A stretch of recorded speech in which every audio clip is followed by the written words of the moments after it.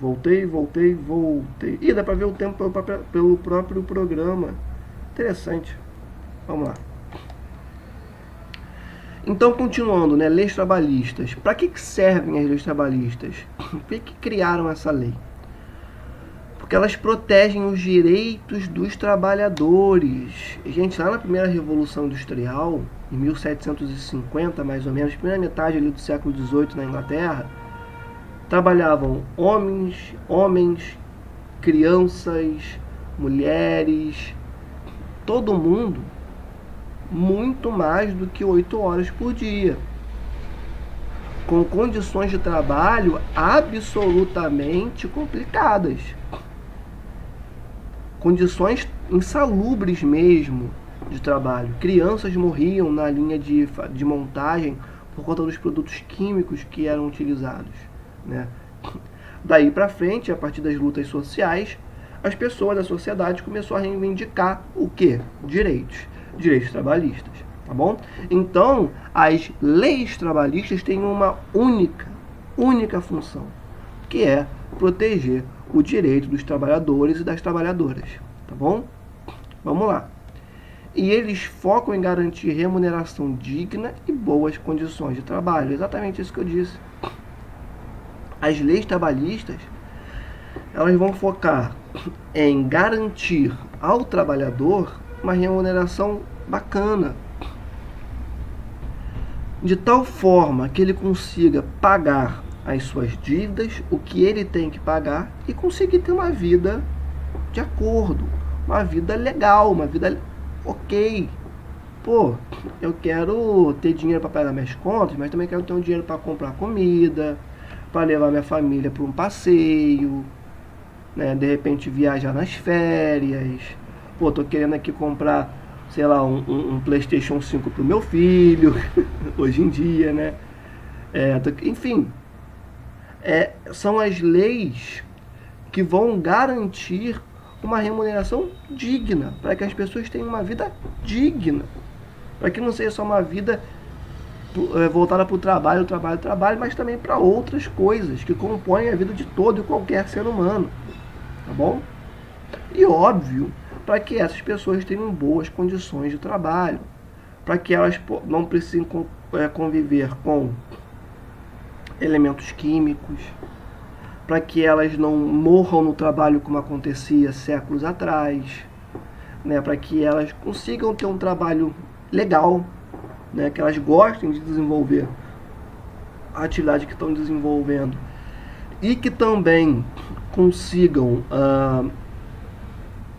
ter um mínimo de qualidade na hora de desempenhar suas funções, né?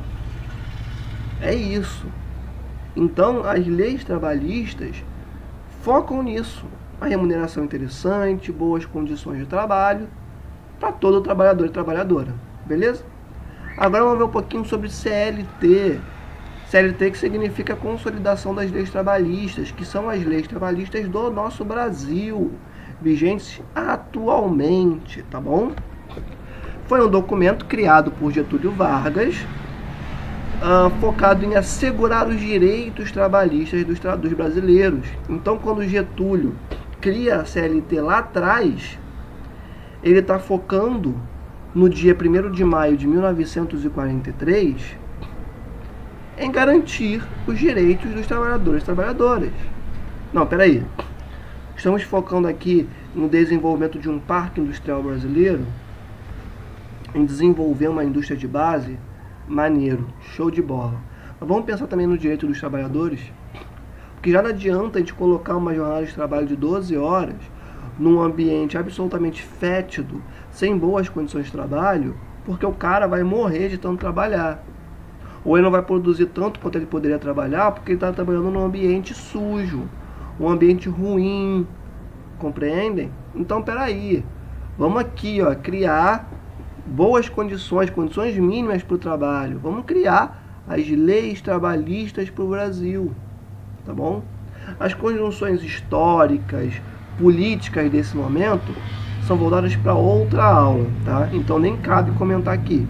Mas é só para deixar claro que a CLT, ela é construída no dia 1º de maio de 43, focando, né, nesse Brasil que está desenvolvendo o seu parque industrial de base e pensando nos direitos dos trabalhadores que estariam ali aplicando o seu trabalho naquelas atividades. Beleza? Vamos continuar. A origem e a circulação do dinheiro.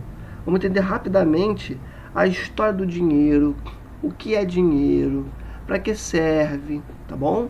E como que ele surgiu. Ele não apareceu do nada. Apareceu o homem, logo depois veio o capital. Não foi assim que aconteceu, tá bom? Vamos lá. O ser humano se tornando sedentário. Por quê? Porque lá atrás, quando a raça humana, quando os hominídeos passaram a se tornar sedentários, ou seja, começaram a plantar, começaram a desenvolver atividade agropecuária, a plantar e a criar espécies animais e vegetais, a plantar, criar espécies vegetais, obviamente, e também a criar espécies animais, a pecuária, tá bom? Então o homem a partir, e aí eu digo o homem como raça humana, tá? Porque já é comprovado, inclusive, que, para as evidências mais recentes, que quem criou, inclusive, a agricultura foi a mulher. O homem ia caçar e a mulher criou o elemento fundamental para a raça humana ser o que é hoje, sedentária, em casa, sabe? A gente não precisa mais migrar de um ponto para outro desesperadamente, porque o período da colheita, porque já usufruímos de todos os recursos disponíveis naquele espaço, Então a mulher foi fundamental para isso, ela que cria a agricultura, Então, a partir do momento que o homem deixa de migrar de um ponto para o outro, sempre em busca de mais e mais recursos, vegetais, animais, caça, Quando ele para de caçar, de caçar unicamente, e ele descobre a agricultura, ele chama de primeira revolução verde na história da humanidade, quando ele começa a plantar, quando ele começa a criar um boizinho aqui, quando ele domestifica os cães para contribuir ali naquela pecuária, ele não tem mais por que migrar. Então ele se torna sedentário, beleza? Então o início do nosso entendimento sobre moeda, sobre economia, como que o dinheiro circula, a origem desse papel moeda, começa lá atrás. Quando o homem deixa de migrar constantemente para se tornar um ser sedentário, beleza? Obviamente, prática da agricultura e da pecuária, e a produção era voltada para a subsistência. A produção nesse início era voltada para comida, para subsistência. Eu estou plantando aqui uma mandioca porque eu quero comer essa mandioca. De início, não tinha ali uma intenção de fazer algo mais complexo do que isso. Entretanto, o excedente, ou seja, a sobra, passa a ser trocado por outros bens. Depois de um certo tempo, depois de um certo período em que o homem se torna sedentário, e novamente, homem e raça humana, tá bom? Quando a raça humana se torna sedentária e começa a plantar, a criar animais, ou seja, se torna sedentário, ela começa a fazer essas atividades para comer. Uma atividade de subsistência total.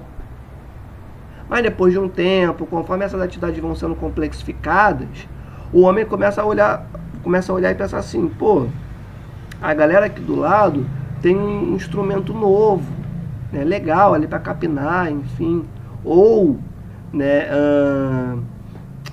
eu tive essa colheita X e a galera do lado teve uma colheita Y. Sei lá, eu plantei mandioca e eles plantaram beterraba.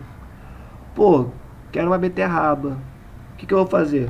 Já plantei a mandioca, já consumi grande parte do que eu necessitava, eu e a minha família, a galera da minha tribo. E sobrou essa quantidade aqui, de mandioca. O que eu vou fazer? Eu vou trocar. Eu vou trocar com a galera da beterraba. E a galera da beterraba vai me dar o excedente produtivo deles, que é o que sobra, para mim. Pegaram? Então, depois de um tempo que o homem se torna sedentário, Ou seja, ele já domestifica muito bem a agricultura, ele sabe muito bem lidar com a agricultura, já domestificou diversos animais, ele está lidando com a pecuária também. Ele começa a pôr em prática a troca entre indivíduos. E essa troca é pautada pelo excedente. Eu plantei tal coisa e sobrou um tiquinho aqui. Pô, vou pegar esse tiquinho e vou trocar pelo tiquinho do meu vizinho aqui do lado. Beleza? Vamos continuar. Escambo. A mercadoria era avaliada de acordo com a quantidade de tempo ou força de trabalho utilizada. Lá atrás, como que essas trocas eram feitas, né? E já caindo para o escambo. Seguinte, elas eram feitas a partir da quantidade de tempo que você empregou e pela força de trabalho que você empregou. Não, então peraí, eu produzi isso aqui e isso aqui, desculpa gente, e isso aqui me deu um trabalho gigantesco. Eu fiquei 5 horas para produzir isso aqui, sei lá, beterraba, chutando aqui qualquer coisa. Eu vou trocar por algo que tenha essa mesma quantidade de tempo e de trabalho implicado sobre. Então, pô, se eu tenho uma beterraba que levou 5 horas para ser adquirida, chutando, eu vou trocar por um produto que também leve esse mesmo tempo para ser desenvolvido e também o mesmo trabalho que eu empreguei na minha beterraba. Sacaram? E obviamente que o escambo também era feito de acordo com as necessidades do comprador. Porque eu não vou comprar uma parada que eu não tenho necessidade. Isso desde lá de trás. Os hominídeos, eles não estavam trocando porque eles, por motivo qualquer, sem nenhuma base. Não.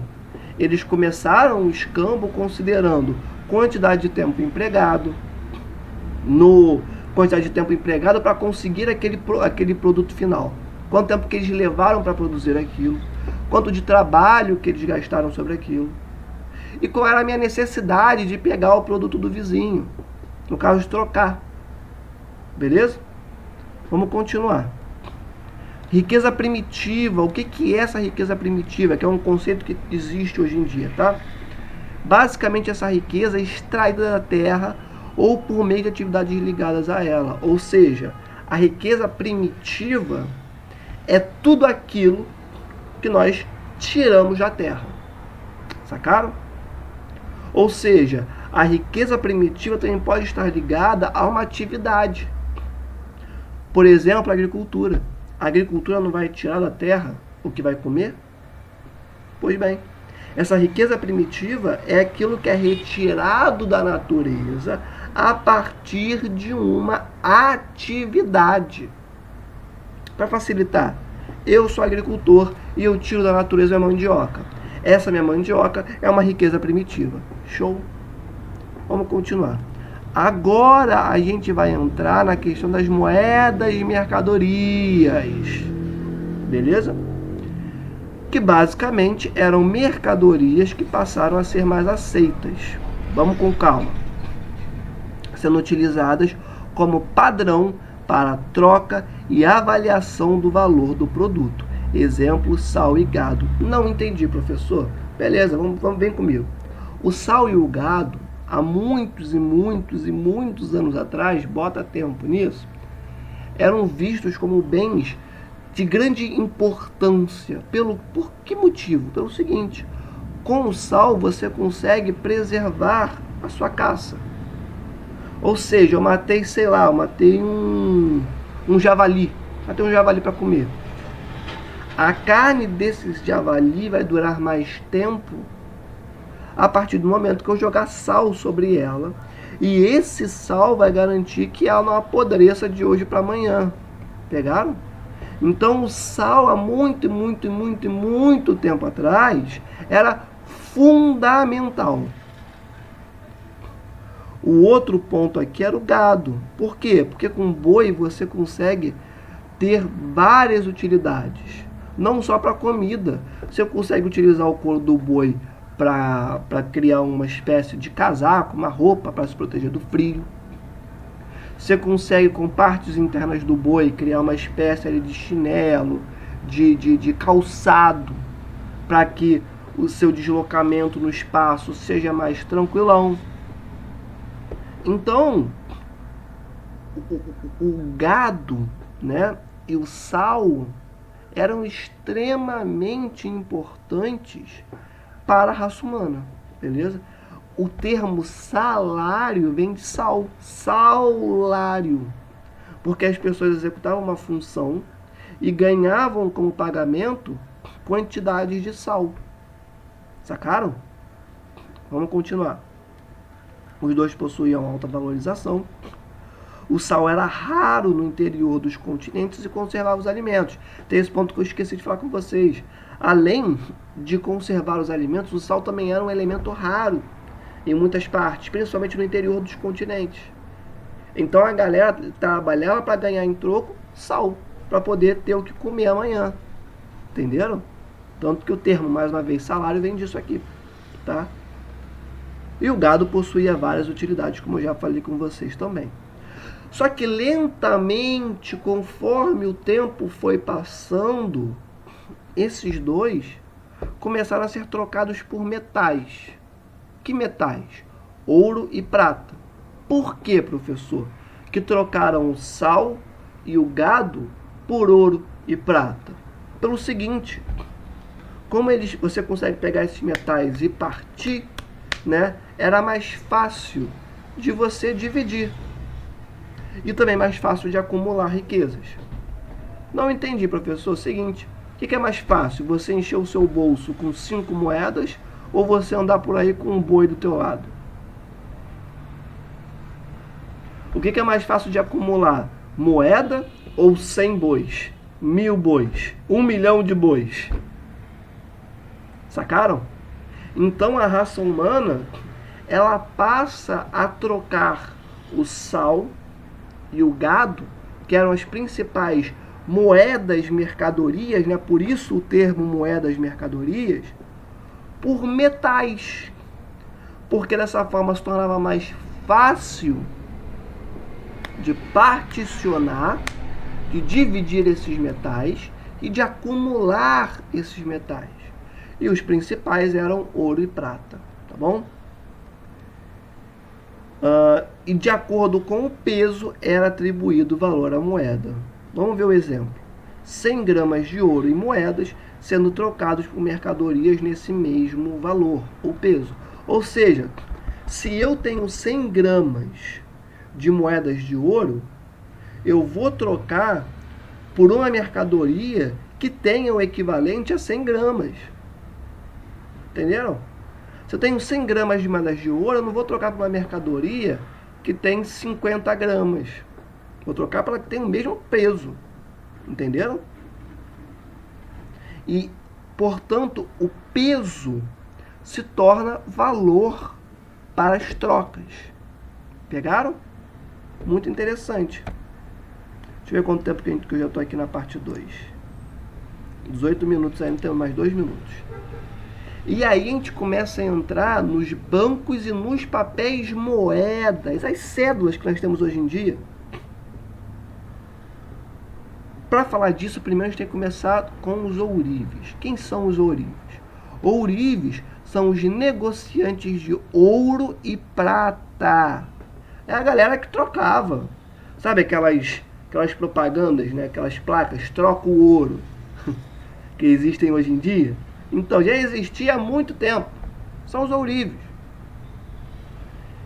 E esses caras tinham cofres e seguranças para protegerem suas riquezas. Então, o que eles pensavam? Eles pensavam o seguinte: cara, o pessoal está querendo ouro e prata pra caramba, e eu negocio esses metais. Eu acumulo muitos metais, porque obviamente eu trabalho com isso. E eu não vou ficar andando por aí com esses metais porque eu não quero ser roubado. Então o que eles começaram a fazer? Pô, vou criar aqui um cofre e vou colocar toda a minha riqueza, todos os meus metais nesses cofres. E aí na sequência eles pensaram: não, tranquilo, deixa a moto passar. A moto passou. Aí eles pensaram: não, tranquilo, Eu tenho aqui minhas riquezas no meu cofre, mas quem me garante que ninguém vai chegar aqui na minha casa, vai me matar e pegar minha riqueza? Ou enquanto eu estiver de viagem, alguém vem aqui, abre meu cofre e pega tudo. Então eles começaram a contratar pessoas para garantirem a segurança de seus cofres. E parte dessa riqueza que ele acumulava, ele distribuía para essas pessoas. Perceberam? Então os ourives começaram a guardar suas riquezas em cofres e garantir a segurança desses cofres a partir de outras pessoas que eles contratavam e distribuíam parte da sua riqueza para essas pessoas. Show de bola? Já estão começando a pegar onde mais ou menos eu vou querer chegar? O que acontece? As pessoas, né, que não eram ourives, estavam ali vivendo suas vidas, começaram a ver essa situação e pensar o seguinte: pô, cara, o cara tá ali guardando a grana dele, né, a riqueza dele no cofre, tá garantido que ninguém vai roubar. E eu tô com um bolso aqui cheio de dinheiro, cheio de metal, ou então eu tenho essa pequena quantidade e eu não quero que ninguém invada a minha casa, ou então que enquanto eu me desloque de um ponto a outro eu seja assaltado, porque senão eu fico sem nenhuma riqueza. Então o que o pessoal começou a fazer? Ourive, você tem teu cofre aí, né, cara? Então, posso guardar número X de metal precioso, ouro e prata no seu cofre? A Ourive falou, pode. E aí, quando a pessoa depositava as suas moedas, os seus metais preciosos nesses cofres, o ourive criava um recibo para essa pessoa. Professor, mas por que dava um recibo? As trocas não eram pelo peso? Sim. O que começou a acontecer? Aí essa pessoa que colocou o seu dinheiro no banco tinha lá o recibo. Fulano de tal colocou tantas gramas de moedas de ouro no banco do ourives tal. Junto adicionou uma quantidade tal, e aí o peso um específico, né, de tantas moedas de prata no mesmo banco do mesmo ourives, mesmo cofre do mesmo ourives, ponto. Esse cara, quando estava em algum lugar e ele precisava comprar algo, ele chegava e falava assim, olha, eu quero esse produto, né, que tem como equivalência 100 gramas, mais ou menos, e esse recibo, essa cédula, comprova para você que esse valor eu tenho no banco. Sacaram? Então as pessoas começam a deixar toda a sua riqueza, ou grande parte dela, né, nos cofres dos ourives e passam a receber recibos. Ah não, fulano de tal depositou mais tanto no cofre do ourives tal, e começaram a desenvolver trocas comerciais, não mais, quer dizer, óbvio que não foi de um dia para a noite, né? Existia ao mesmo tempo pessoas trocando por animais, por sal, né, também trocando por metais preciosos, mas também tinha aquelas pessoas que trocavam por recibos, de recibo em recibo, ou recibo por um produto, e assim ia, né, até que em algum momento todo mundo passou a usar essas cédulas, esses recibos. Entenderam?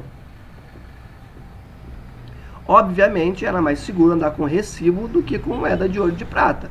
Porque se alguém roubasse teu recibo, você chegava no ourive e falava, pô, ourive, então, me roubaram. Aí não, peraí, dava outro recibo para você.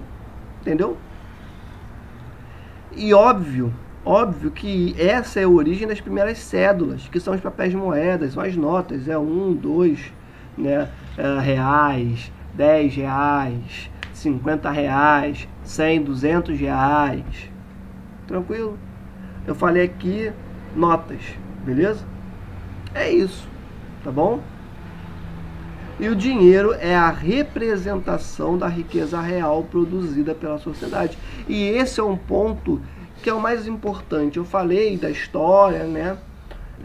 E é muito importante ter essa história em mente, mas o fundamental é que o dinheiro, papel moeda, ele é nada mais, nada menos do que a representação, e já vimos que a origem dele é atrelada com recibos, tá?